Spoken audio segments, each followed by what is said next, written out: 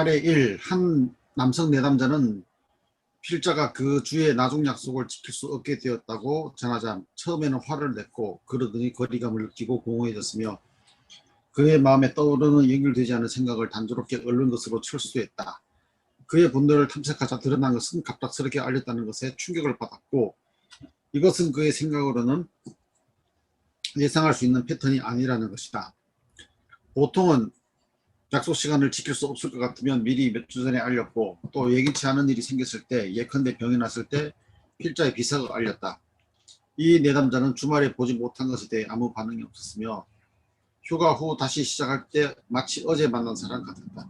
우리는 필자가 준 사소한 좌절에 대한 그의 분노를 약간 깊이 탐색했다. 필자가 안정되고 완전히 예측할 수 있게 행동한다고 그가 느꼈을 때 예를 들어 필자가 한 말이 내담자의 관찰을 확인하는 것이었을 때 또 필자가 내담자에 대해 내담자보다 더 많이도 더 적게도 알지 못해 보일 때 필자를 완전히 잊어버리는 경향성을 탐색했다. 그의 환상에서 실제 필자는 분석시간과 분석시간 사이에는 없었다. 이 시간 동안 분노에 대한 그의 연상은 필자의 아이 중 하나가 분명히 아팠고 필자가 아이와 함께 있기를 원했기 때문에 약속을 취소했다는 환상으로 이어졌다. 그리고 필자에게는 아주 총명하고 매력적인 아이가 있다는 환상을 표현했고 필자가 시간이 있을 때 가족과 함께 보내는 방식에 대해서 추측했다.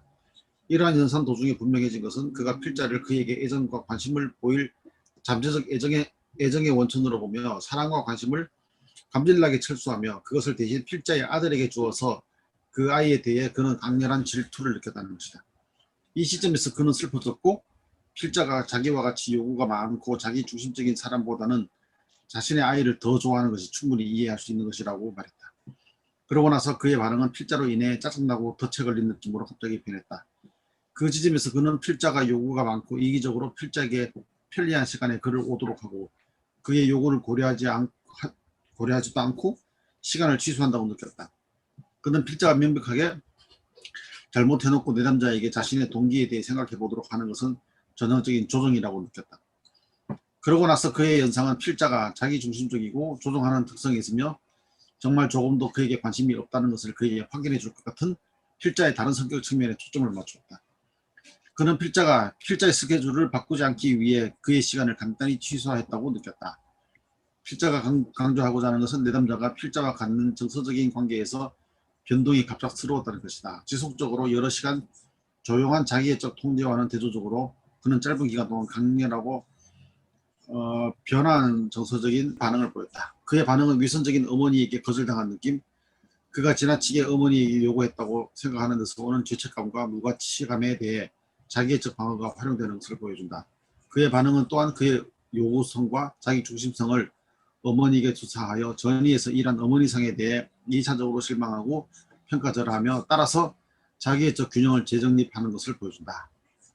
이 경우 실제로 그의 어머니는 매우 자기중심적이고 죄책감을 통해 그를 조정하려는 만성적인 경향을 가지고 있었다. 그러나 그는 버려진 느낌과 무가치감을 견딜 수 없었는데 그것은 어머니를 향한 분노에 대한 죄책감과 그 자신의 분노와 복수에 찬 감정이 어머니에게 투사되어 더욱 커졌기 때문이다. 이 경우 슬픈 감정은 그가 필자에 대해 그리고 결국 어머니에 대해 화가 나고 요구하는 행동을 일시적으로 자각했다는 것을 반영한다. 그러나 슬픔은 또한 그가 필자로 인해 겪은 좌절에도 불구하고 필자가 그에게 사랑과 관심을 줄 수 있는 사람이라는 인식을 포함한다. 또한 슬픔은 그가 필자에게 즉 어머니상에게 사랑하는 방식으로 반응할 수 없다는 가정에도 기인한다. 필자는 내담자에게 그가 분노와 외로움을 그렇게 참기 어렵고 분석가 어머니와 좋은 관계를 갈망하는 이유 중 하나는 자신의 나쁨에 대해 그가 절망하기 때문이라는 것을 지적했다. 마치 그의 공격적인 환상과 감정이 사랑하는 관계를 기대할 그의 권리와 줄 수 있는 자신의 능력에 대한 신뢰를 박탈하거나 파괴시키는 것처럼 느낀다는 것이다. 다시 병리적인 자기애적 저항에 의해 방어되는 긍정적이고 부정적인 전이 반응을 모두 다시 체계적으로 해석하는 것은 사랑과 증오를 통합하고 결국 이러한 내담자의 원시적인 자아 구조의 일부분으로 분리되어 나간 상반된 자기상과 대상상을 통합하도록 돕는다. 하나의 케이스를 놓고 여기서는 컴버그가 굉장히 다양한 측면에서 해석을 하고 있죠, 사실은. 근데 우리가 임상가가 아니니까 컴버그의 여러 분석들이 다 적합한지 안 한지는 알 수 없어요. 이분이 다양한 해석을 하고 있는데 어디까지가 정말 적중한 어느 부분까지가 정말 내담자의 상황을 잘 이해하는 것인지 우리가 정확하게는 알 수는 없어요.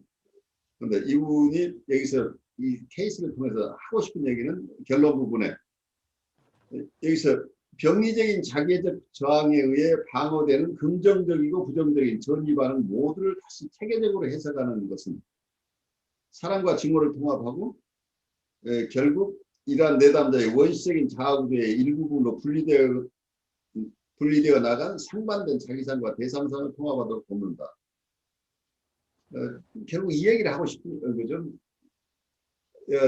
부정적인 전이도 있고 긍정적인 전이도 일어나는데 이걸 다 해석을 하다 보면은 그 부정적인 전이에 대한 해석과 긍정적인 전이에 대한 해석을 계속 하는 과정 속에서 이분이 가지고 있는 자기상에 분열되어 있는 모습 그리고 대상상에 분열되어 있는 모습이 각각 자기상의 통합 그리고 대상상의 통합이 일어남으로써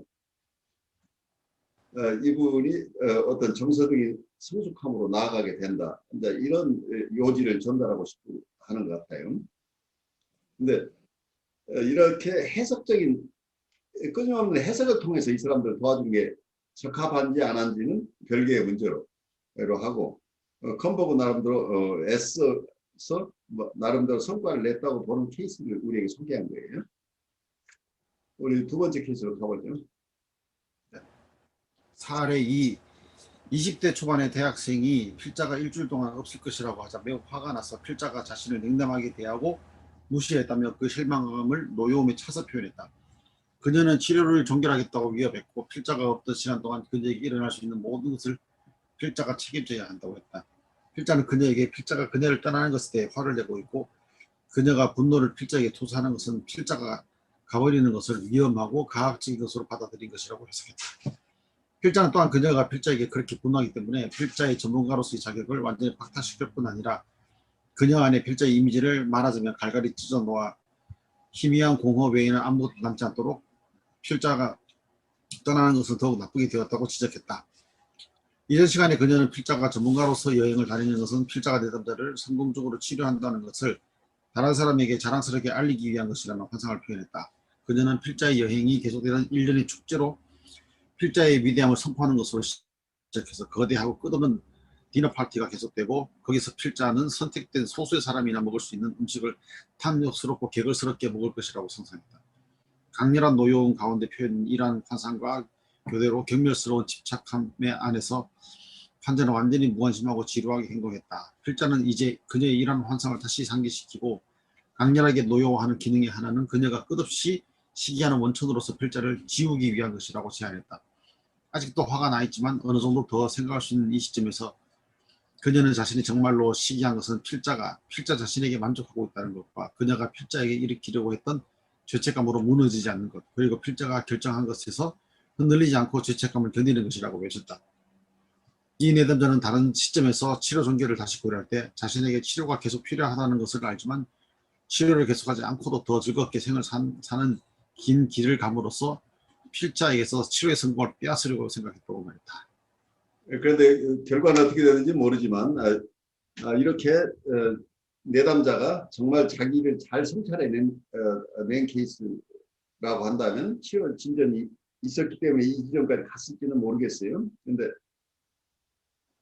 어쩌면 이분의 해석이 가장 중요한 해석 중에 하나가 이 내담자가 보였던 부분은 강렬한 노여움 가운데 표현된 여러 가지 환상과 교대로 경멸스러운 침착함 안에서 환자는 완전히 무관심하고 지루하게 행동했다. 어떤 환자가 이 상담자로부터 거리를 유지하면서 철수해버리는 형태죠. 이게 저항이 일어난 거죠. 저항이 일어났는데 이걸 여기에 대한 해석을 컴버그는 그녀의 이러한 환상을 상기시키면서 강렬하게 노여워하는 기능의 하나는 그녀가 끝없이 시기하는 원천으로서 필자를 지우기 위한 것이라고 제안했다. 당신이 나를 싹 지워버림으로써 시기심을 느끼지 않으려고 그런 것이다 라고 이렇게 해석했을 때 그 뒤에 컴버그 보고로는 아직도 화가 나 있지만 어느 정도 더 생각할 수 있는 이 시점에서 내담자가 자기 스스로 자기 상태를 잘 해석해냈다 이제 이런 얘기인데 이건 굉장히 해피엔딩으로 끝나는 케이스인데 실제로는 이렇게 심플하지 않아요. 이분에게 이런 정도의 강렬한 해석을 하는 경우에 대부분 다 저항이 훨씬 심해지기 때문에 바로 내담자가 이런 통찰을 하고 선생님 맞습니다 라고 하거나 어쩌면 여기서 아마 한순간에 한 얘기라기보다는 조금 여러 세션에 있던 것을 압축해서 여기서 표현했을 것으로 보이는데 그 부분을 같이 한번 보시면 이 내담자는 자신이 정말로 시기한 것은 필자 자신에게 만족하고 있다는 것과 컴버그 스스로 굉장히 기분 좋아하고 있고 그래서 치료자인 컴버그가 만족해야 하는 것 시기의 대상이 됐다는 얘기죠. 그리고 그녀가 필자에게 일으키려고 했던 죄책감으로 무너지지 않는 것 그리고 필자가 결정한 것을 흔들리지 않고 죄책감을 견디는 것이라고 외쳤다. 이 얘기는 이 사람의 좌절이죠. 지금 자기가 어떻게 해도 컴버그는 꼼짝도 않고 자기 할 얘기만 하고 엄청난 죄책감을 불러일으켜도 꼼짝 않는 이 사람에 대해서 엄청난 화가 났다는 얘기죠. 이 내담자가 자기한테 있는 죄책감들을 다 컴버그에 투사를 하더라도 이게 이 사람이 이렇게 표현했을지 모르겠어요. 보통 투사라는 건 무의식적으로 일어나니까 이렇게 본인이 이걸 해석하기는 굉장히 어려워요. 그런데 어쨌든 이 얘기대로 한다면 당신한테 내가 죄책감을 다 넘겨주었는데도 당신은 의기양양하게 아무렇지도 않고 무너지지도 않고 자기 혼자 굉장히 기분 좋은 상태에서 나한테 이렇게 해석을 하고 있는 거가 이것을 보면서 내가 엄청난 시기심이 일어났다. 시기심이라고 당신을 없애버리고 싶은 생각이 났다는 얘기죠. 그리고 이 내담자는 다른 시점에서 이때 이 세션 말고 다른 세션에서 다른 시점에서 치료 전개를 고려할 때 자신에게 치료가 계속 필요하다는 것은 알지만 치료를 계속하지 않고도 더 즐겁게 생을 사는 긴 길을 감으로써 필자에게 치료 성공을 빼앗으려고 생각했다고 말했다. 이 얘기가 부정적인 치료 반응이라는 것을 지금 드러내고 싶어서 얘기를 한 거죠. 이 부분을 원서에서 보면 The same patient at another time when she was again considering termination of a treatment said that although she knew she really did need to continue in treatment, the idea that she would rob me of the treatment success would go a long way to make life more pleasurable without continuing in treatment. 이렇게 말끔하게 이분이 표현했는지 모르지만 어떤 컴버그가 서술한 내용대로 한다면 이 내담자가 부정적인 치료 반응을 정확하게 얘기를 하고 있는 당신아 내가 정말 치료가 필요하다는 건 내가 잘 아는데 그렇지만 내가 치료를 받아서 건강해지는 것보다는 당신이 치료에서 실패하는 것을 봄으로써 느끼는 쾌감이 내가 더 클 것 같다. 그래서 나 그만두고 싶어 한다. 이 얘기를 했다는 얘기예요. 이 얘기는 뭐예요? 종결이 어떻게 일어났는지 치료를 계속했는지 모르지만 이 부정적인 치료 반응이 언어화됐다고 한다면 한편에서는 그 언어화할 수 있다고 하는 것 자체가 만약에 치료를 계속하면서 이 언어화를 했다고 한다면 그건 치료 진전이에요. 그런 정서를 그냥 표현할 수 있었다고 한다면 그런데 실제로 이 사람이 액팅아웃을 했다고 한다면 치료의 실패라고 보이죠. 여기서 터미네이션이 실제 일어났다고 한다면 어떤 치료의 실패에 가깝다고 보는 거예요. 액팅아웃이 일어나버리니.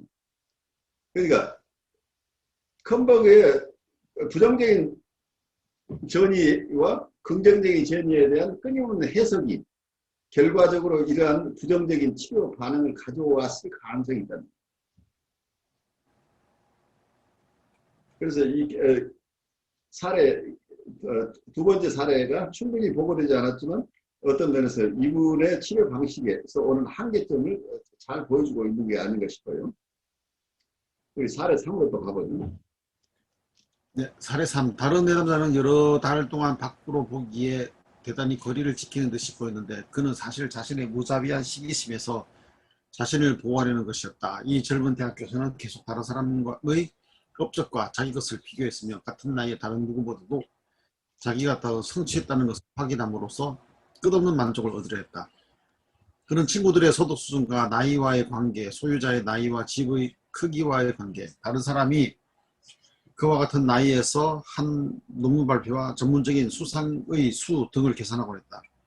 그가 필자에 대해 완전히 무관심한 것은 필자에게도 같은 반응을 하게 될지 모르고 우월감이 필자의 시기심과 증오를 일으킬지도 모른다는 두려움과 관련될 수 있다는 것을 비록 지적으로는 파악했지만 이것이 정서적인 실제가 되기까지는 몇 개월이 걸렸다. 한 시점에서 그는 자신에게 필자가 정말 필요하다고 느끼는 바로 그 요구 때문에 필자를 시기하게 된다는 치욕스럽고 고통스러운 자각과 직면할 수 있었다. 만일 그가 부족한 것을 매 순간 필자가 이해하여 확인해 주었다면 이것은 시기심의 고통을 일으켰을 것이다. 여기서 재밌는 얘기를 하고 있죠. If I really had understanding to offer which he lacked, every confirmation of this would create a pang of envy. 어떠면 컴버그가 여기서 얘기로는 묘한 얘기를 하고 있어요. 이 내담자는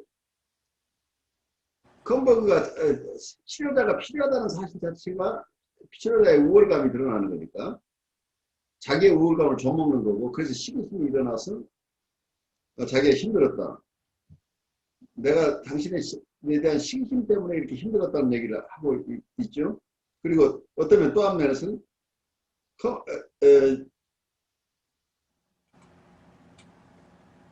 자기에게 컴버그라는 치료자가 정말 필요하다고 느끼는 바로 그 지점 때문에, 그 요구 때문에 컴버그를 시기하게 된다는 것을 깨달으면 깨달을수록 치욕스럽고 고통스러운 자각을 만나게 됐다는 얘기죠.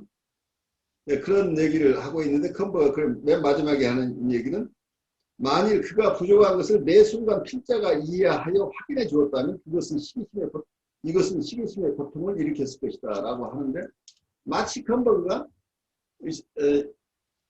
매 순간마다 이 사람이 시기심을 느낄 만한 순간마다 해석을 해주지 않았다는 얘기처럼 들려요. 어떻게 들리세요?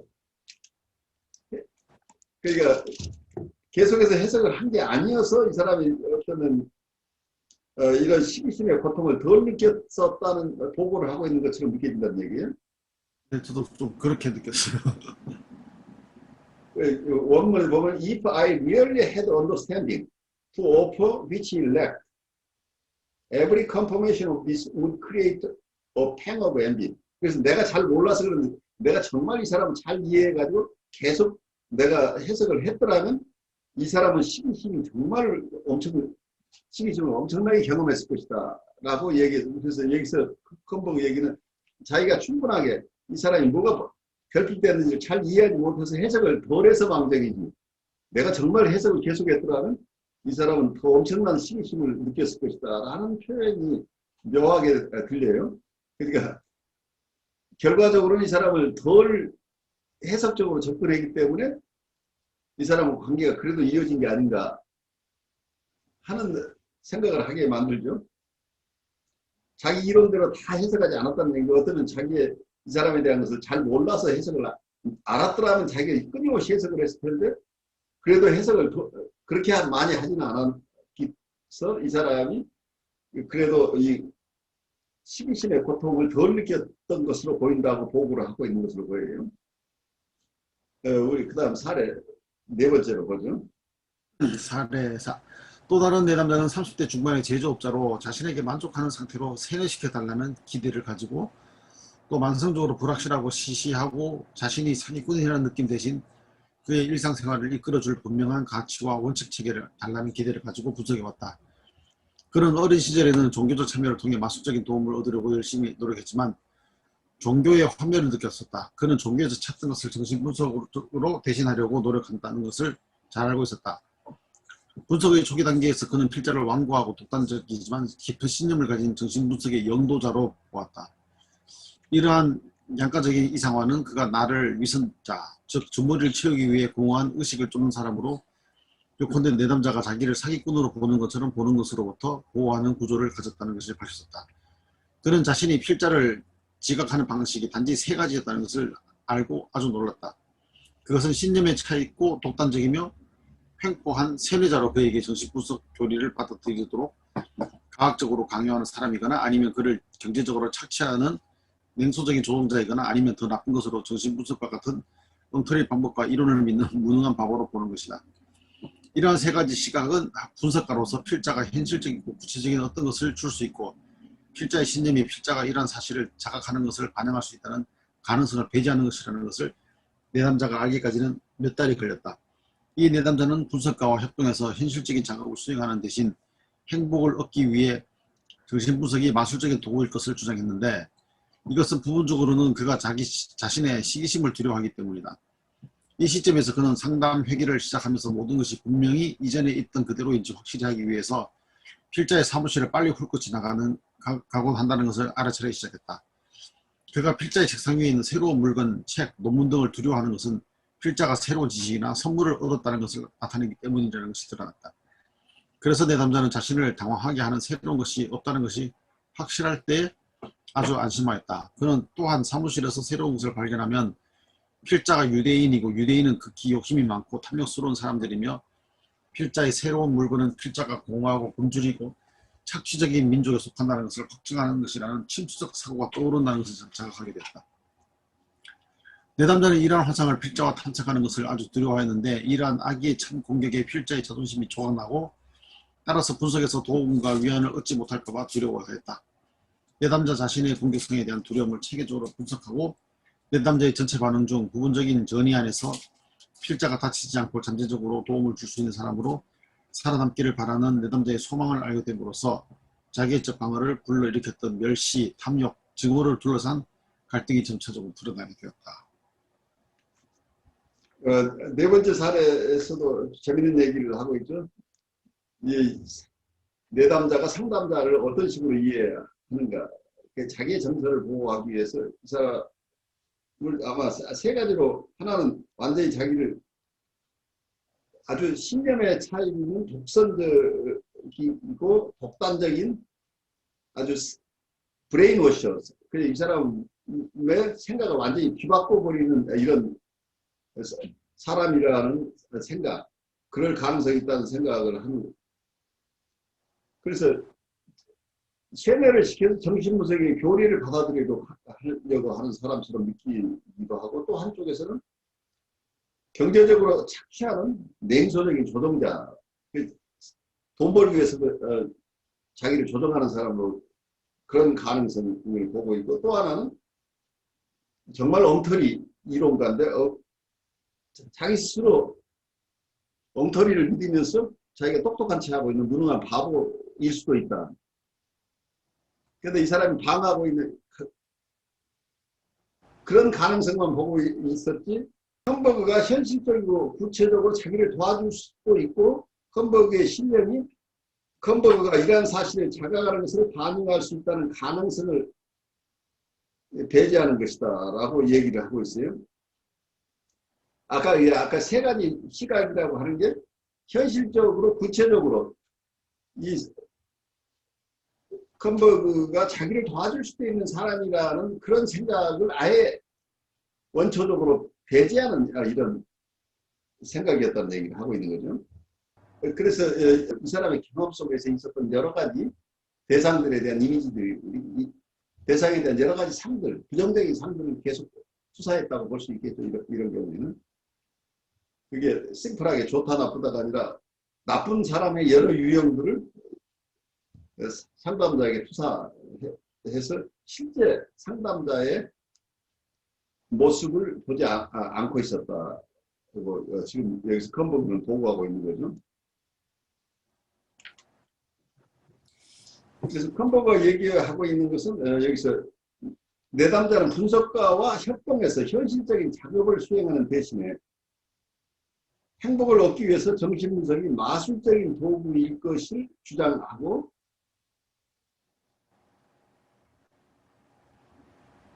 이 마술적인 도구가 돼달라고 하는 이유 자체는 이거 자체가 자신의 신심을 드러내기 때문이다. 이렇게 지금 표현하고 있는데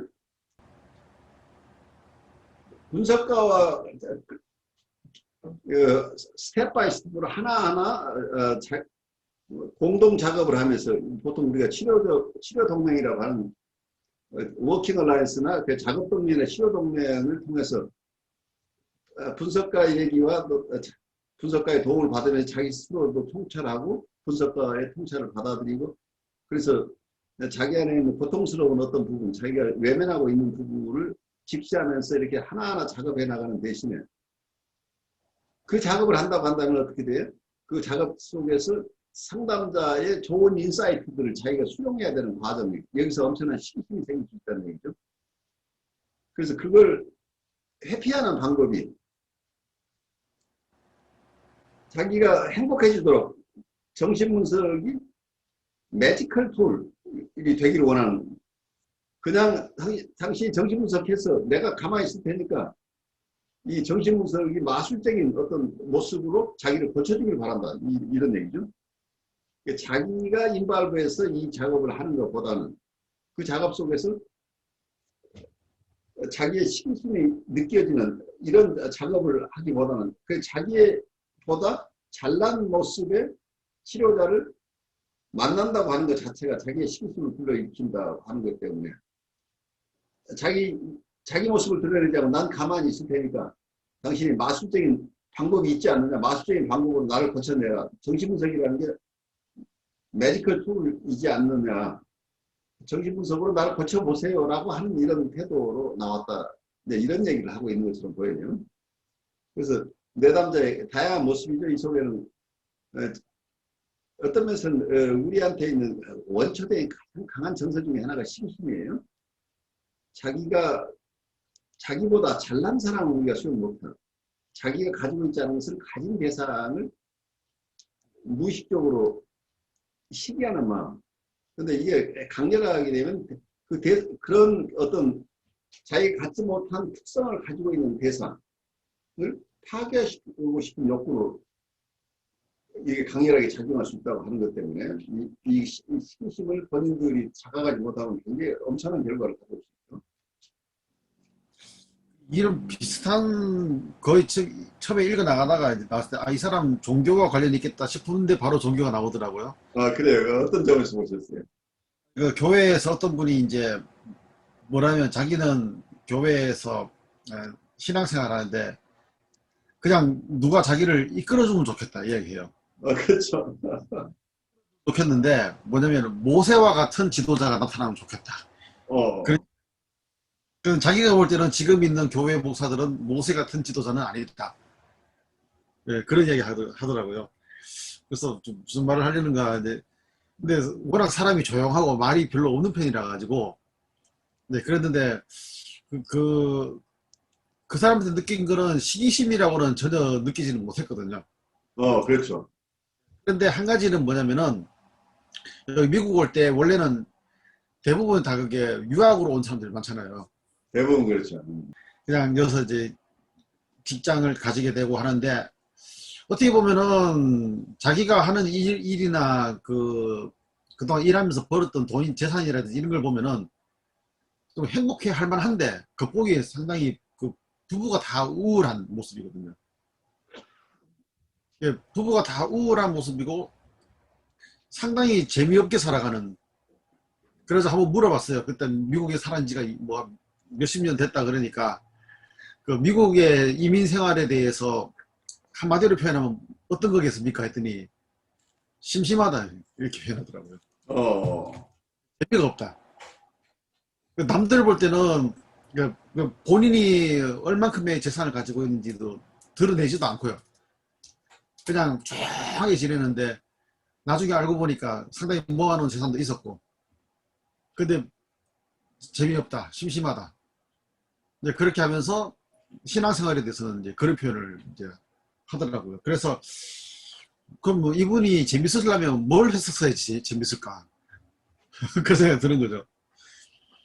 그러니까 그 마음속에서 뭔가가 어떤 삶에 대한 불만족스러운 것들이 남아있으니까 그런 이야기를 했는가 했는데, 오늘 이야기에서는 그걸 시기심으로 한다면은 그게 단순하게 시기심이 그냥 보통 사람들이 느끼는 그런 시기심으로만 끝나는 게 아니라 어떤 거는 그게 뭐 인생에 대해서 심심하다고 느낄 수도, 그렇죠. 그러면 그 공격성이 자기를 향해서도 가는 거 아니겠습니까? 그러면. 공격성이 자기를 향해 가죠. 그러니까 이거는 이상적인 자아상을 가지고 사는 사람이 가능성이 높잖아요. 그러니까 캐런 오나이가 이야기하는 이상적인 자아상인데, 이 컴버가 얘기하는 어떤 면에서는 또 그랜디오스 셀프를 가지고 산다고 볼 수도 있겠죠.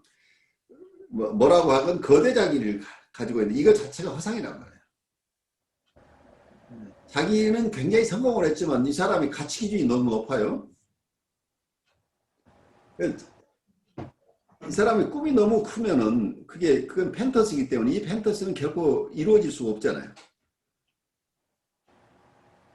그래서 자기가 아무리 이루어도 갈망을 채우지 못하기 때문에 결국은 자기의 트루 셀프를 공격하게 되는 거죠. 자기의 현실적인 자기 모습이나 아니면 실제 자기 모습을 하찮은 존재가 되어버리잖아요. 너는 이거밖에 안 돼? 그러니까 이게 외부 대상에게 만약에 이 공격성이 갈 수도 있는데, 적당한 외부 대상이 없으면 많은 경우에 이게 자기를 향하게 되죠. 그럼 자기를 이상적인 자아가 큰 사람들은 자기를 공격하기 때문에 이게 우울증 현상이 돼요. 우울의 원인이 되기도 하고, 또 어떤 분들은 이게 신체화로 일어나기도 하고, 계속 몸이 아프고 불편하고 하는 것은 내적 공격성들이에요, 대부분. 그 공격성이 어디에서 오는 좌절인데, 외부 대상으로부터 오는 좌절일 수도 있지만 자기 스스로 설정한 이상화된 자기를 만족시키지 못하는 좌절일 수도 있잖아요. 보통 신경증은 자기와 대상과의 관계가 잘못될 때 신경증이 발생할 수 있는데, 심리적인 어려움이 더 근원적인 것은 자기와 자기 간의 관계예요. Relationship with the others and self예요. 그 자기하고 관계 설정이 잘 안 되면은 굉장히 큰 심리적인 어려움으로 가는 거죠. 그 내적 대상은 외부 대상도 자기의 내적 대상이지만 자기 셀프 레프레젠티브 자체, 그 여기에서 분열이 있다는 얘기. 문제는 자기 자체에 통합되지 않은 상이죠. 하나는 그랜디오스 셀프라고 표현을 하건 아이디얼라이즈 셀프라고 하건 이상적인 자기 상을 만들어 놓고 실제 자기나 아니면 자기의 트루 셀프나 현실의 자아나 뭐가 됐건 열등하다고 느끼는 자기 부분이 있다는 얘기예요. 열등한 자기 부분과 이상화된 자기 부분이 통합이 안 되면 결국은 이 속에서 열등하다고 느껴지는 자기 부분을 이상화해 놓은 부분이 공격하기 때문에 이분은 우울을 피하기 어려운 거죠. 네, 그런 측면에서 이분의 입장도 있지만 대상관계에서 문제는 이분의 거대 자기가 있는데 실제는 자기는 만족을 못하고 있는데 어떤 면에서는 누구하고 관계에서 자기가 가지고 있지 못한 부분을, 그 종교적인 지도자라고 한다면 자기는 갖지 못한 부분이잖아요. 자기가 없는 부분을 가진 분을 만나서 서로 교류하는 것이 심한 시기심을 불러일으킬 가능성이 있는 거죠. 그래서 아예 그러면은 다른 사람을 좀 말하자면은 시기심의 결과로 경멸이 된다 그러면은 아예 가능성 없는 지도자를 갖다가 요구하는 그런 게 되어버리네요. 그럴 수도 있죠. 어쨌든 무의식 중에 자기의 시기심을 불러일으킬 대상은 가까이 하지 않으려고 하는 거잖아요. 그래서 이제 이런 현상이 어떤 분이 정치가가 되고 싶었던 사람 있잖아요. 정치가가 되고 싶었던 사람이 그 꿈이 좌절된 사람 중에는 정치 쪽을 일체 돌아보지 않고 정치인들 입에 올리지도 않고 생각도 안 하는 패턴도 있잖아요. 이게 시기심을 불러일으키기 때문이죠. 근데 여기 사례사에서도 보면은 이 사람이 자신에게 만족하는 상태로 세뇌시켜달라는 기대 이렇게 말하는 거 봐가지고 상당히 스스로는 평상시에 고통스럽다는 얘기잖아요. 그렇죠. 고통스러운 거죠, 지금. 그 마술적인 도움을 받고 싶어 하는 거죠.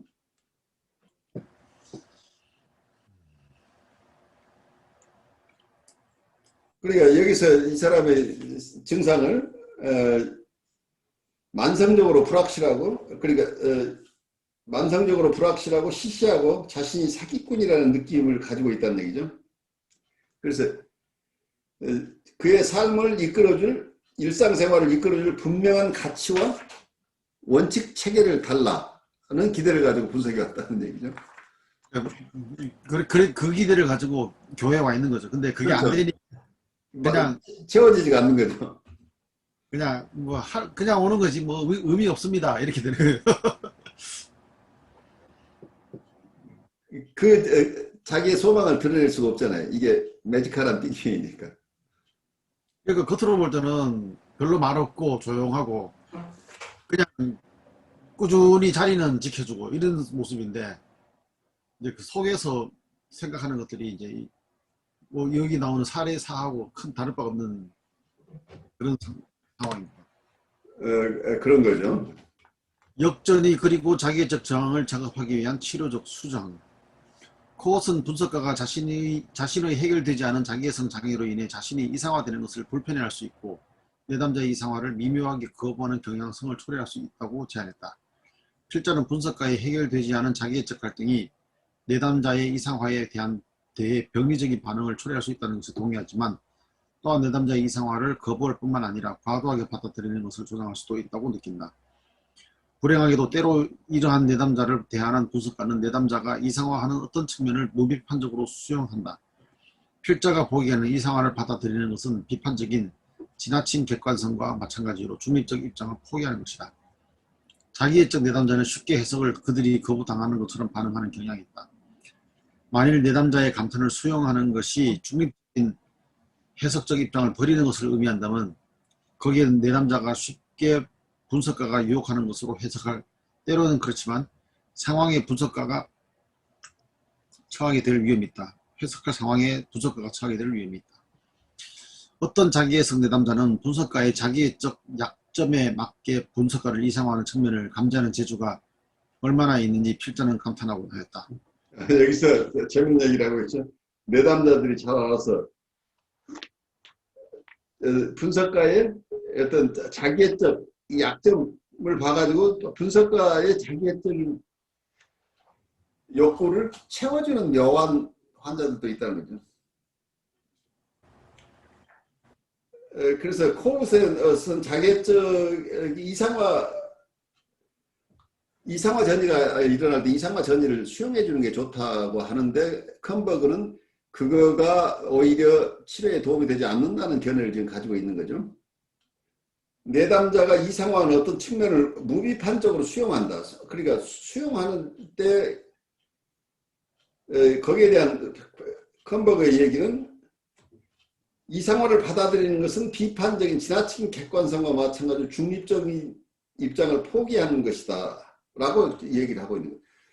이상화를 수용하는 것이나 지나치게 객관성이라고 너무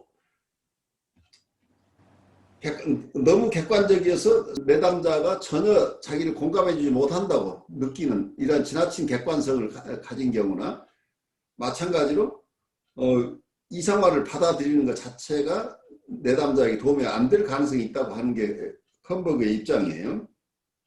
그래서 컴버그는 이런 이상화 전이를 받아들이는 것보다 이것도 해석해야 된다는 입장을 가지고 있겠죠. 그런데 자기애적 내담자는 쉽게 해석을 했을 때 그게 자기들이 거부당하는 것처럼 반응하는 경향이 있다. 이 현상은 알고 있죠. 그런데 컨버그 입장은 만일 내담자의 감탄을 수용하는 것이 중립적인 해석적 입장을 버리는 것을 의미한다면 거기에는 내담자가 쉽게 분석가가 유혹하는 것으로 해석할 상황에 분석가가 처하게 될 위험이 있다라고 얘기를 하고 있는데, 오히려 내담자 입장에서 분석가가 굉장히 유혹적으로 느껴질 수도 있다는 얘기죠. 그래서 어떤 면에서 내담자가 오히려 상담자의 자기적인 취약점을 보고 거기에 맞춰서 이렇게 접근할 가능성도 있다. 그 어떤 분석가를 기분 좋게 해주는 또 이상화가 일어날 수도 있다는 얘기죠. 그래서 치료에 도움이 되지 않을 수도 있는 측면을 지금 설명하고 있는데, 이 두 사람의 의견 자체가 컨버그는 코웃의 얘기를 자기식으로 해석해서 이렇게 비판을 하는 거예요. 사실은 코웃은 이상화를 수용한다는 것 자체가 중립적인 입장을 포기하라는 그런 얘기는 아닐 거예요. 이 사람을 정서적으로 우선 공감해 주는 게 필요하다. 우선 정서적으로 공감해 주는 속에서 코웃도 해석을 하기를 좋아하는 사람이에요. 그런데 공감을 우선 하면서 그 뒤에 관계가 이루어지면서 필요할 때 해석을 하는 것이다라는 이런 입장일 텐데, 여기서 지나치게 객관성이나 어떤 여기서 이상화 전이를 받아주는 것은 둘 다가 치료에 도움이 되지 않는다고 하는 것은 어떤 컨버그 입장에서 끊임없이 해석 중심으로만 이해하려고 하는 정신분석에 대한 어떤 이분의 고정관념이죠. 코웃이에게는 공감이나 현대정신분석에서 보는 정서적인 커뮤니케이션, 이모셔널 커뮤니케이션이라고 보통 얘기하는 조이닝이나 미러잉 이런 기법들은 이 사람의 이상화하는 정서 자체를 아니라고 우길 필요는 없다는 얘기죠. 자기 스스로 이 사람이 우상이 되고 싶어 하는 게 아니라 이 사람이 가진 정서가 어떤 정서이거나 그 정서를 우선 정서니까 그대로 정서적으로 받아들이는 거지, 현실적으로 리얼리티에서 이상적인 존재라고 그런 입장을 취하는 것은 아니란 얘기예요. 이 사람의 정서가 그렇다고 하면 그 정서는 그냥 수용해 주는 것이지, 그렇다고 해서 중립성을 포기하거나 현실적인 도움을 주거나 이 사람이 내담자가 원하는 대로 다 그대로 수용하라는 그런 것이 아닌데, 어쩌면 컨버그 입장에서 이런 정서적인 커뮤니케이션들, 정서적인 의사소통들이 왜 필요한가에 대한 그 필요성을 잘 수용하지 않고 얘기를 하는 부분이 아닌가 싶긴 해요. 근데 본인도 스스로 이해하지만 그냥 해석을 바로 했을 때 대부분 내담자들이 자기를 공격한다고 느끼는 현실을 이분도 알고 있어요. 그런데 그렇지만 자기 입장에서는 이분들이 거부당한다는 느낌을 받는데도 해석을 한다고 하는 것 자체가 컨버그의 무리한 점이죠. 장기적으로 가면 그래도 해석을 해두면은 이 사람이 지금은 깨닫지 못하는 언젠가 깨달을 거다 하는 태도죠. 그렇게 되면. 애매한 것 같아요. 애매하죠? 아니, 그런 비슷한 상황들 보면은, 뭐랄까, 상대방을 그렇게 그런, 아까 뭐랬지, 이상화시켜주는 그런 감탄사 같은 것들, 그게 수용하느냐, 해석하느냐, 뭐, 이것이 그냥 어느 정도 중간값이 있는 게 아니고, 이 사람들한테는 이게 극단으로 치닫는 느낌이 들거든요. 그렇죠.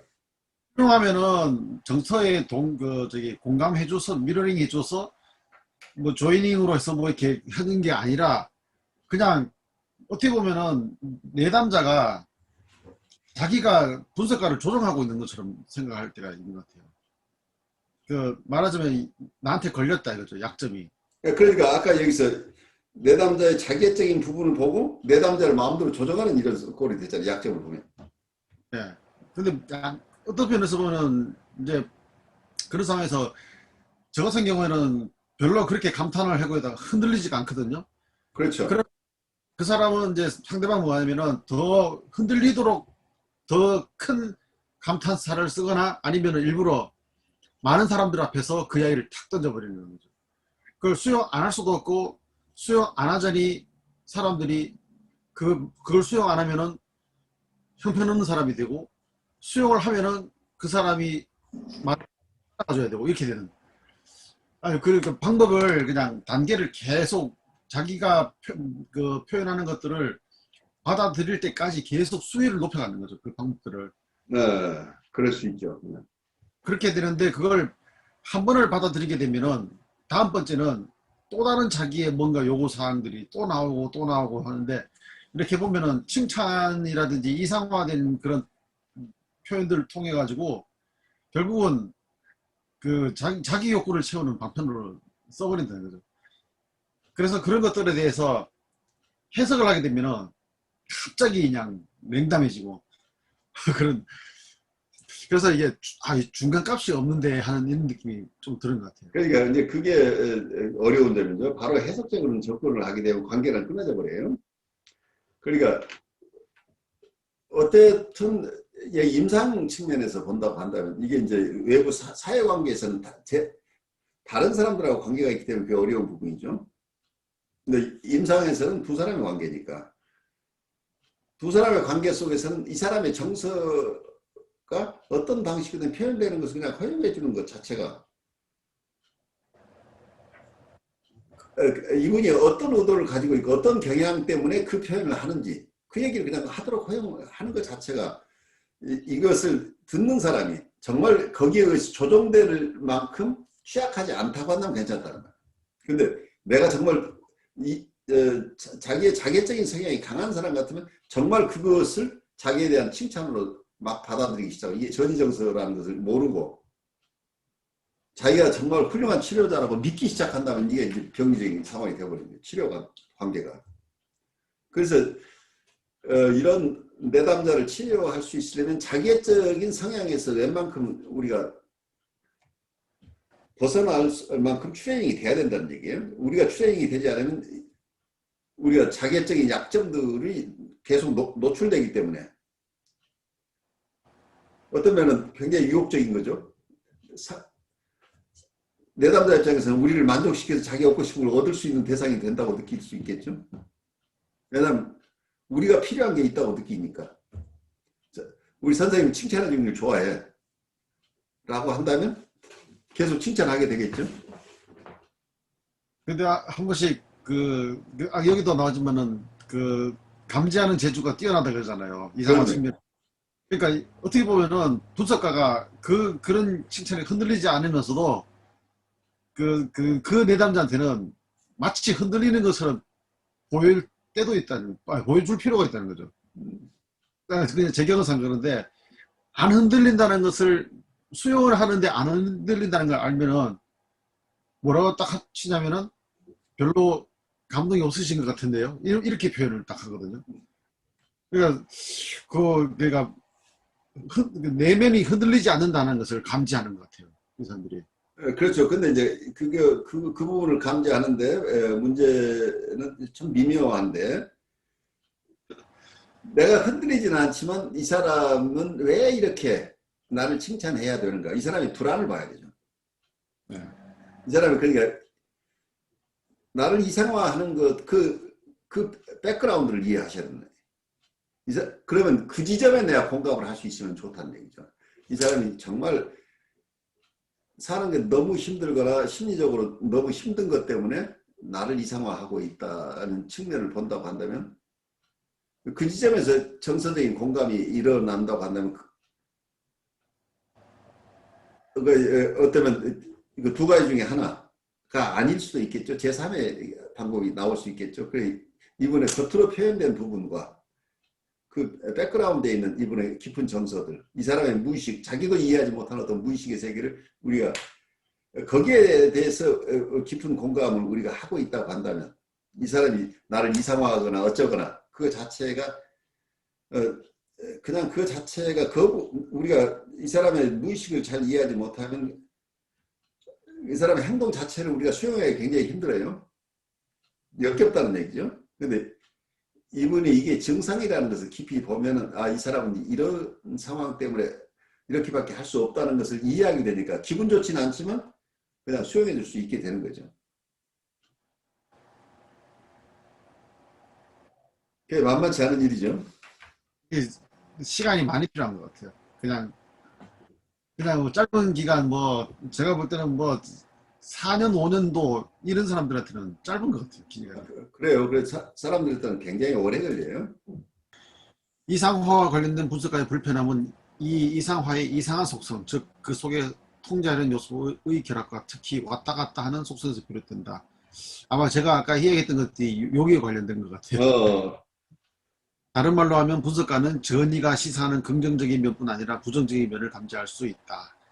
필자의 경험으로는 자기계성 내담자에 대한 역전의 반응과 관련해서 주된 어려움은 분석가가 독립된 사람으로 존재하는 것을 내담자가 부정하려고 끊임없이 노력하는 것과 관련된다. 이 점에 대해 필자는 코헛이 원시적인 형태의 거울전이에 대한 분석가의 반응을 기술한 것에 동의한다.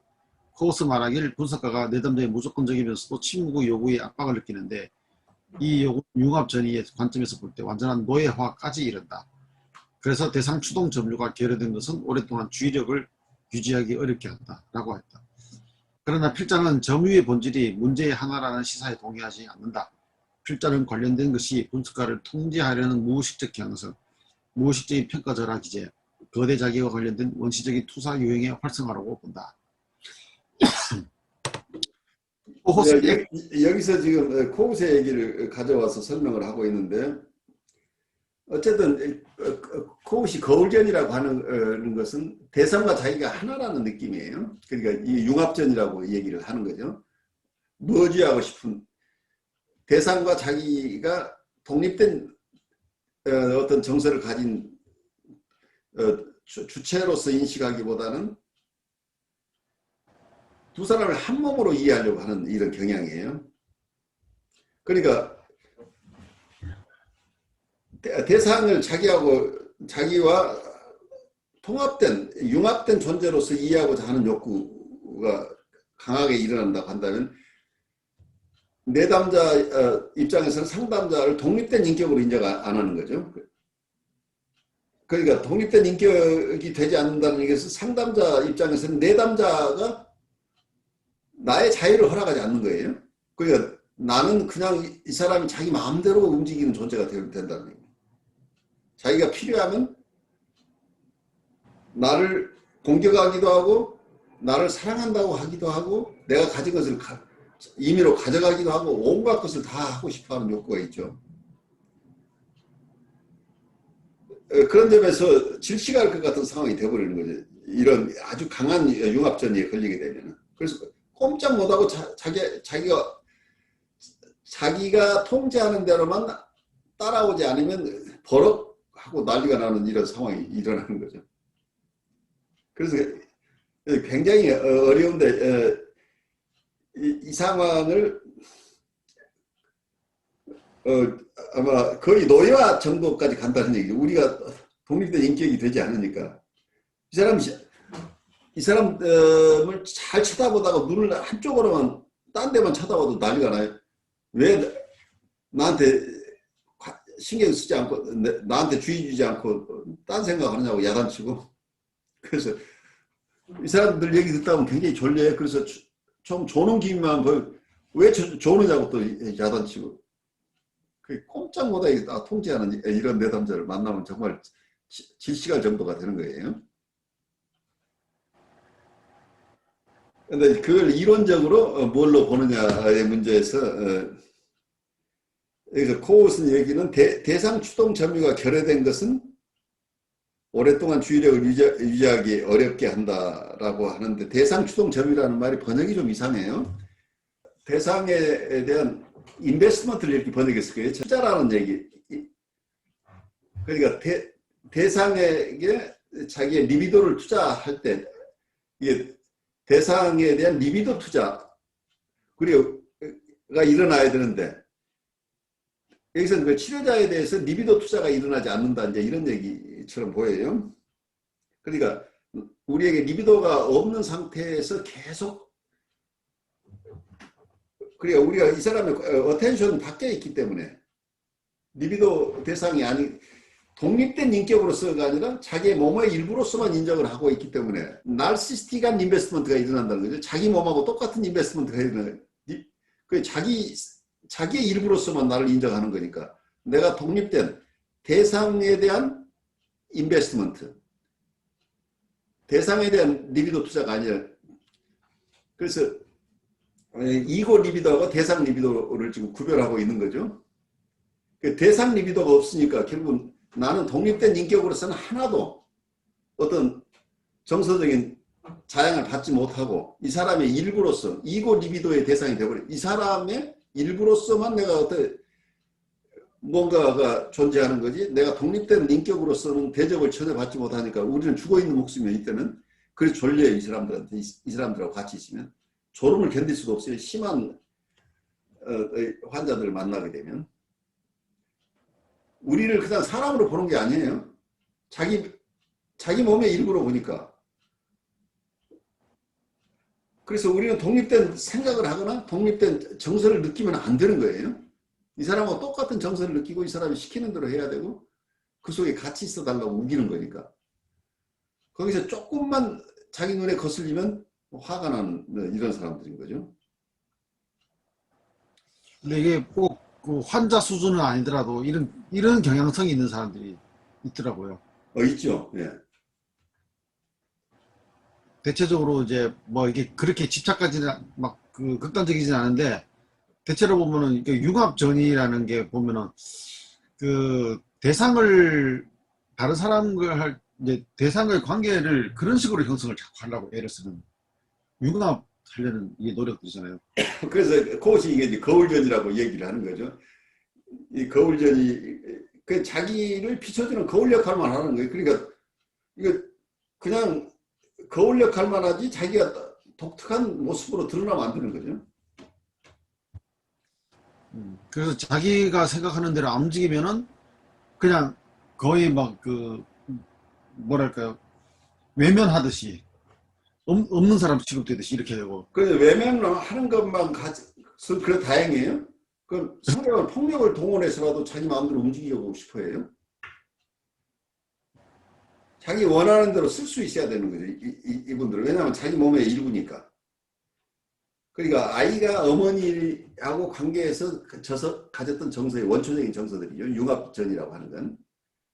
분리개별화 되기 이전에 물론 일정한 부분 분리개별화 됐다가 다시 퇴행하는 사람들이 일어나요. 그러니까 원래 발달이 안 될 수도 있지만 또 발달이 됐다가 어떤 퇴행점에 가서 이런 어린아이로 퇴행하는 경우에 똑같이 일어나요. 그러면 어린아이가 가졌던 정서 상태로 가니까 어머니는 자기만을 위해서 존재하는 거예요. 그리고 어머니가 다른 일을 해야 되기 때문에 자기를 돌볼 수 없다. 이건 어린아이 세계는 없잖아요. 어머니가 자기 일보러 어디를 나가면 어머니는 죽어버린 거예요. 근데 이런 세계로 정서적으로 퇴행이 일어나는 상태가 일어나는 거죠.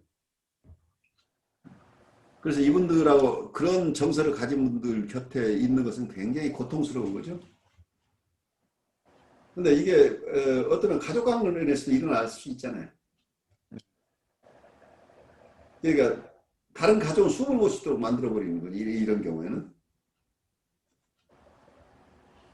그럴 수 있을 것 같아요. 보면은 이제 겉으로 볼 때는 그 뭐랄까 자기가 원하는 스타일로 집안을 꾸민다든지 아니면 옷을 입는다든지 음식을 먹는다든지 뭐 이런 거 있잖아요. 그렇죠.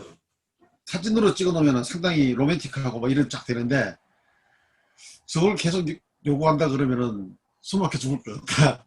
그런 생각이 들죠. 그렇죠. 한 사람의 지휘자에 따라서 어떤 모습으로 드러나야 되는 게 다 결정된다고 한다면 그 집안 전체가 굉장히 고통스러운 어떤 한 분을 위해서 다 노예가 되는 상황이 일어나잖아요. 근데 겉으로 볼 때 사람들이 뭐 되게 막 서로 간에 가족 간에 되게 친한 것 같고 굉장히 화목한 가정으로 드러나죠. 그래서 다른 사람들이 부러워하는 가정이 되는 경우가 있는데 어떨 경우는 굉장히 조심스러운 거예요. 그러니까 밖에서 보면 굉장히 끈끈하고 우애도 있고 효도하고 다 이렇게 일어나고 있는데 사실은 그 속에 그 어떤 패밀리 시스템 속에 있는 사람들은 꼼짝없이 포로가 돼서 거기서 빠져나오지도 못하고 그 속에서 질식할 것 같은 삶을 지속하고 있을 수도 있어요. 어쩌면 잘 쇠뇌가 돼서 의식 속에서는 굉장히 자기들이 본인들이 잘 살고 있다고 느낄 수도 있지만 무의식 속에 잠재해 있는 엄청난 공격성 좌절들이 어느 시점에서 터져버리죠. 그렇게 되면 못 견디는 거죠. 어느 시점에 가면은. 근데 어떨 때 보면은 그게 다른 사람과의 관계 속에서 그게 못 견디는 시점이 때로는 도달하는 것 같아요. 그러면은 그 뭐랄까 공황장애처럼 그렇죠. 이 뭐 기절하는 수준 그래가지고 쓰러지는 거예요. 신체화되었다 할 수 있겠죠, 그게. 실체가 일어나는 거죠. 그러니까 아이들이 어때요? 부모가 자기 요구를 들어주지 않으면 그걸 텐터 텐드럼이라고 그러죠. 애들이 소리 지르고 그냥 나지가 나잖아요. 그 현상이 어떤 공황장애하고 비슷하잖아요.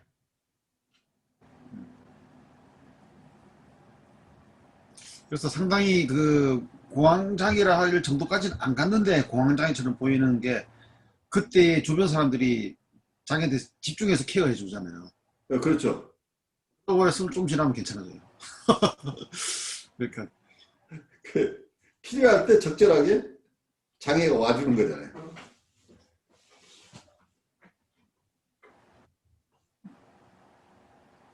그리고 결국은 그러면은 원대상과의 관계 속에서 그러한 것들의 어떤 결핍이라는 게 있었다고. 일반적으로는 추정이 가능하죠. 그게 우연이 아닐 가능성이 굉장히 높죠.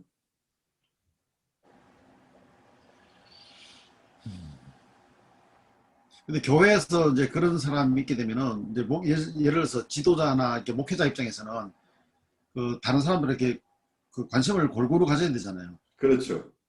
전체를 봐야 되는데 한쪽에만 집중해야 되는 상황을 자꾸 만들어 버리는 아주 뭐라는 에너지를 그쪽으로만 자꾸 가게 하니까 결국은 그 혼자만 그런 게 아니고 사실은 다른 사람들도 그런 자기 관심 받고 싶어하는 니드가 다 있는데 그러니까 분란이 일어나서 분란이 일어나는 거죠. 그러니까 그 형제가 몇 있는데 어느 하나이가 계속 그 텐터 텐트럼 부리면서 그냥 들어놓고 막 이러면 부모가 그쪽에 관심을 가지면 다른 아이들이 또 난리가 나는 거죠.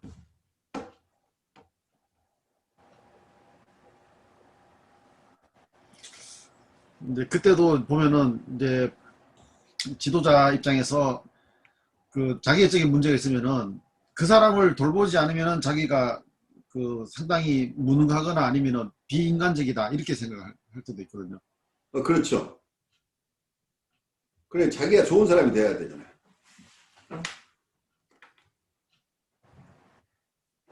근데 본인의 이상적인 자아가 거대 자기가 있다고 한다면 거기에 걸맞는 행동을 해야 되잖아요. 그러니까 어쩌면 굉장히 성서적인 얘기를 할 수도 있죠. 99마리의 양보다 길 잃은 한 마리의 양이 더 중요하다고 이렇게 딱 가버리면 할 말이 없잖아요.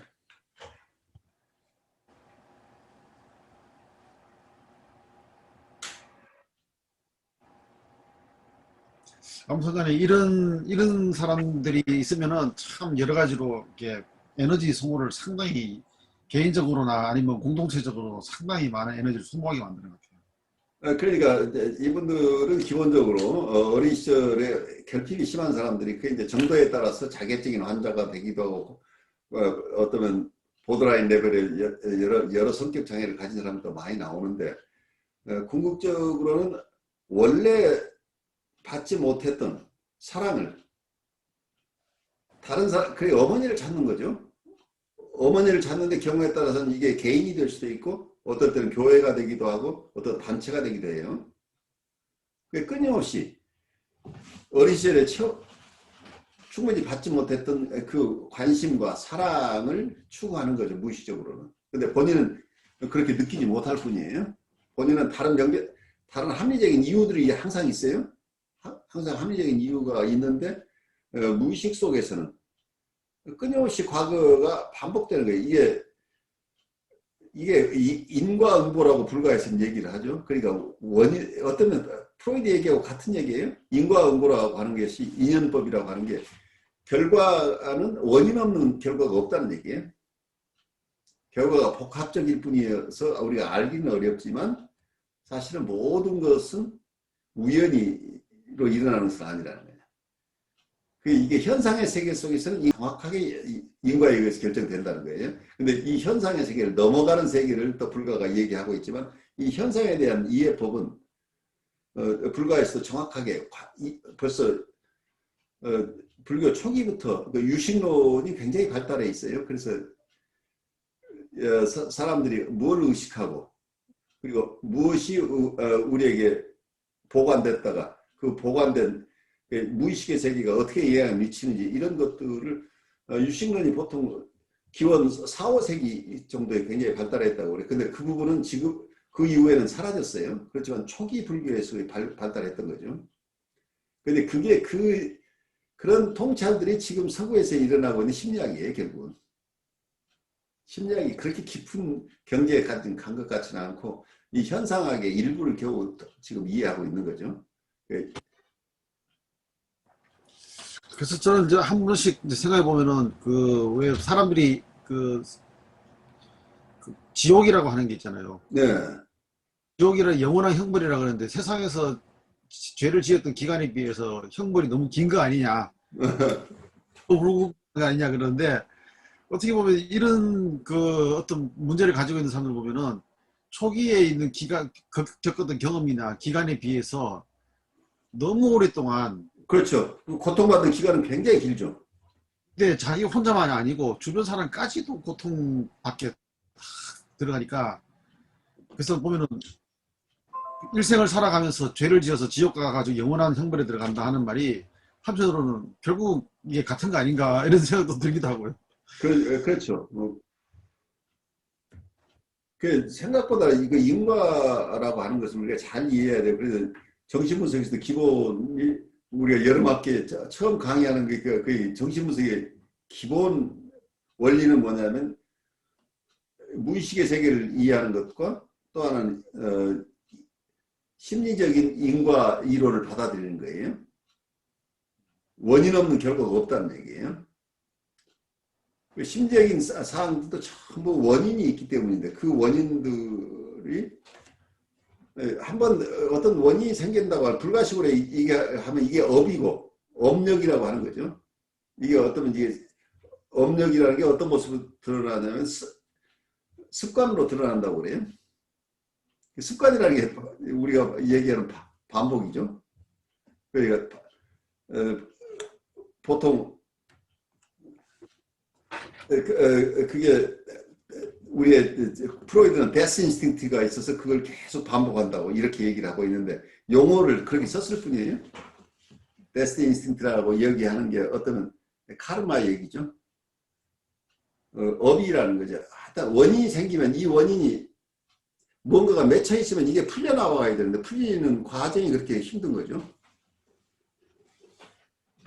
그래서 불가에서 얘기는 업장을 소멸시켜야 돼. 업장을 녹이는데 많은 어려움이 있다는 얘기를 하고 있는데 한번 뭐가 맺혀지면 우리 심리적인 어려움을 겪는 그 세계를 이해하면 이분들의 얘기를 좀 이해할 수 있는 것 같아요.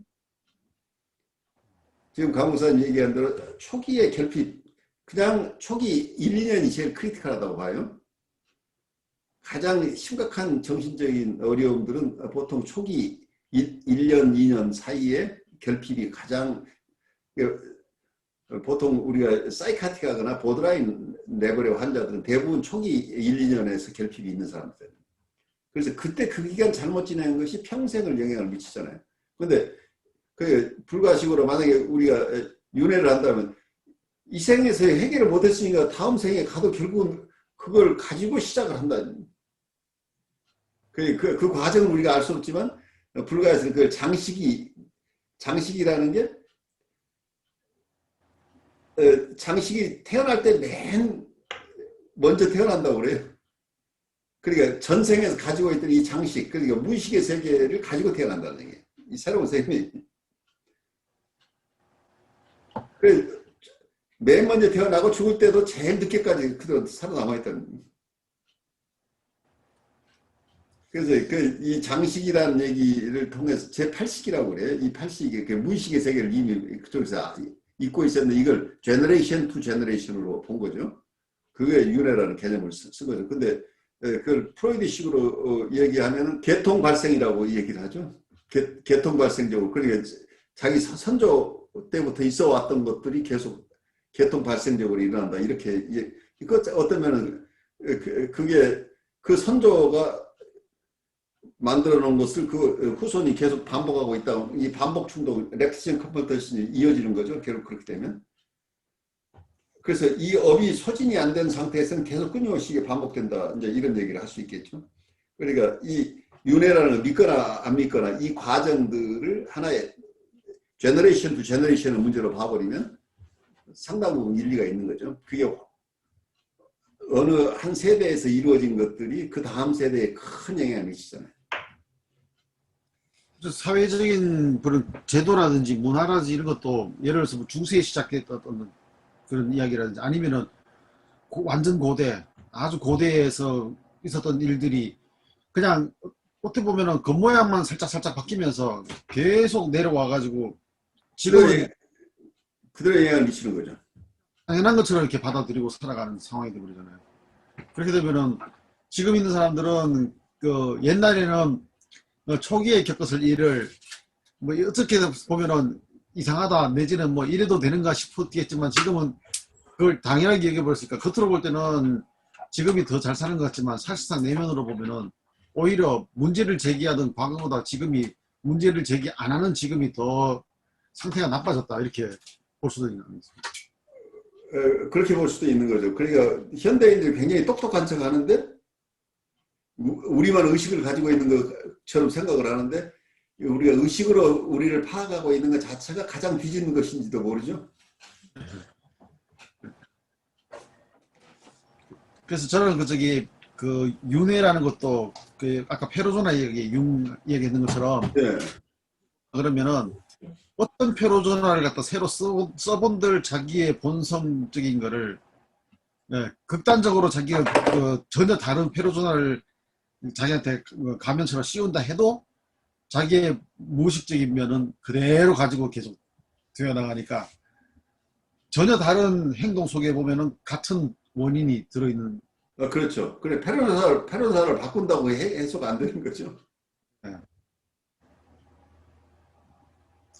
가끔 이게 TV 드라마를 보면은요, 그 재밌는 거는 뭐냐면은 작가가 한 명이다 하는 사실을 갖다가 너무 느껴지는 게 등장인물이 다 바뀌는데 똑같아요. 똑같죠. 똑같아가지고 이게 뭐 성경책을 보면은 성경의 이야기가 그렇게 많고 또 저자가 그렇게 등장해도 한 맥락으로 쭉 이어지는 것은 하나님으로부터 이야기가 왔구나 하는 걸 느끼도록 이렇게 맥락이 이어지는데 드라마를 보면은 작가로부터 계속 같은 게 나오는데 뭐 할머니, 애, 어른이고 남자고 여자고 상관없이 캐릭터 다 바뀌어도 그 인물상으로는 완전히 극과 극으로 달린 인물이 나오는데 들여다보면 같은 작가라는 게 느껴지거든요. 그렇죠.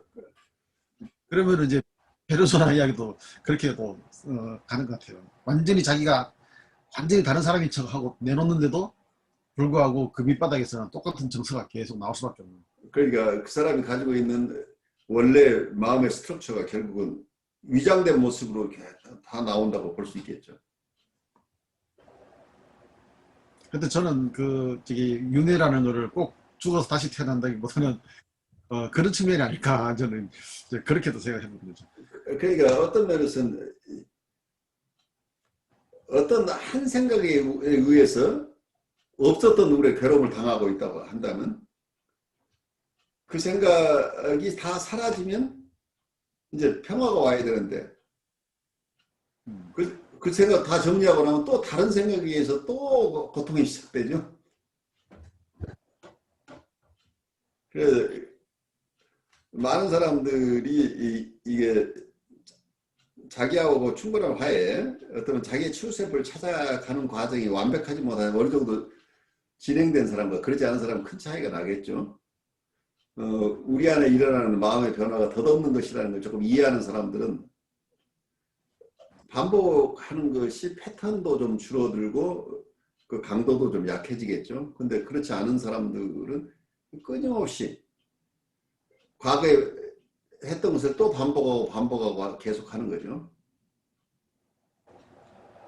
그 자체가 어떤 면에서는 한 사람의 우리의 피지컬한 일생 속에서 윤회가 끊임없이 일어난다고 볼 수 있겠죠. 그러니까 충분하게 해결하지 못한 이슈가 있으면 표면적으로는 그 해결한 것 같은데 그 원래 업이 소멸이 안 됐으니까 업은 업장이라고 하는 건 에너지라고 봐요. 업은 에너지다.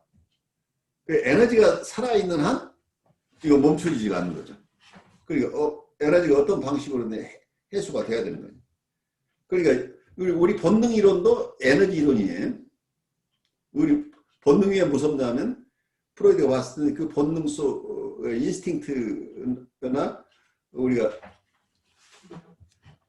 보통 역동의 드라이브라고 하는 이유는 우리의 의지대로 되지 않는 에너지가 있다는 거예요. 그 에너지가 그 에너지에 의해서 우리 마음이 움직이다. 마음의 연료라는 얘기죠. 이 에너지가. 그런데 이 에너지가 일단 움직여지면 이거 자체가 어떤 에너지 불변의 법칙이 있을 거 아니겠어요. 어떤 형식으로 에너지나 요즘 얘기는 에너지 질량 불변의 법칙이니까 이게 에너지가 물질로 변하건 어떤 표상으로 변하건 어떤 방식으로는 이게 한번 움직여진 것은 어떤 방식으로는 해소돼야 된다는 얘기잖아. 이게 근데 문제는 이 인스팅트는 한 번 만족시킨다고 없어지는 게 아니라는 겁니다.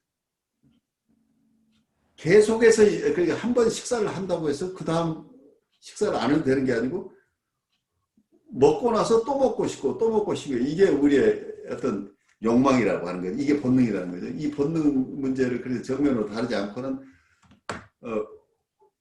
우리가 평안을 찾을 수 없다고 하는 거죠. 결국은 본능을 바꾼다가 아니라 다스린다, 컨트롤한다는 어느 정도 내가 뭐랄까 통제 범위 안에 자기의 통제 범위 안에 들어온다 뭐 이런 그렇게 볼 수 있겠죠. 그러니까 그 심리 치료라는 것도 어떻게 보면 그 알코올 중독인 사람이 알코올 중독이 없어지지 않고 단지 그것을 다른 걸로 바꿔놨을 뿐이다. 근데 알코올을 조금이라도 먹게 되면 10년이 지나고 20년이 지나도 알코올 재발된다 그러잖아요. 그럴 가능성이 굉장히 높죠. 중독은. 그런 것처럼 어떻게 보면은 본능 무의식이라는 것도 무의식적 충동이라는 것도 어떻게 보면 심리 상담을 통해 가지고 치료를 받았다고 하는데 완벽하게 치료되는 게 아니라 상황만 주어지면 또 그것이 재발되거나 퇴행이 일어날 수도 있는. 그래서 어떤 면에서는 근본적인 것은 우리가 어떤 것들이 움직여질 때 그걸 무시하면 안 된다. 일단 그러니까 심리적으로 성숙해 나간다고 하는 것은 내가 긍정적으로 생각하는 정서나 어떤 욕동뿐만 아니라 부정적인 정서나 욕동이 있을 때 심리적으로 이 프로세스를 해야 돼요. 심리적인 프로세스를 통해서 이게 이 에너지가 중화되거나 서블리메이션 돼야 되는 거예요. 근데 심리적으로 이게 프로세스가 안 되면 아까 보복이라는 얘기가 나오지만 억압을 하거나 디소시에이션 시켜놓은 것은 반드시 우리 보복을 하는 거죠. 억압된 것은 튀쳐나오게 돼 있고 그리고 해리 돼 있는 것은 자기 주장을 하는 순간이 나온다는 얘기예요. 그래서 인격의 통합이 안 일어난다는 얘기예요. 우리 사회 생활 똑같죠. 사회의 한 계층에 불평불만이 있으면 그 얘기를 담아주고 들어주고 누군가가 그걸 받아주면은 이게 사건이 안 생기는데 무시하거나 억눌러 버리면 나중에 밀란이 일어나는 거 똑같은 거죠. 그 심리 구조 내에서 자기 안에서 이걸 프로세스하는 것을 정례화할 필요가 있는 거죠. 그래서 자기 안에서 움직이고 있는 정서들을 내치거나 그냥 해리시켜버리거나 억압하거나 이런 방식으로 처리하던 그 프로세스를 이게 내 안에서 공론화 시켜줄 필요가 있는 거죠. 수용해 주는 게 그러면 우리가 보통 프로세스가 일어나면은 이렇게 행동화가 안 일어난다고 봐요. 보통 그래서 보통 우리 지난학기도 내 서울에서 강의했던 게 이 신체화 문제, 소마타이제이션도 대부분 이것 때문에 심리적으로는 프로세스를 안 하면 이게 신체화로 가버린다니.